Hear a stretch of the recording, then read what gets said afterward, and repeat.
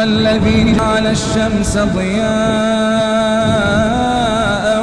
والقمر نورا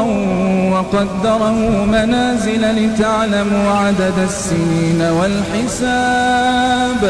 ما خلق الله ذا الحق نفصل الآيات لقوم يعلمون إن في اختلاف الليل والنهار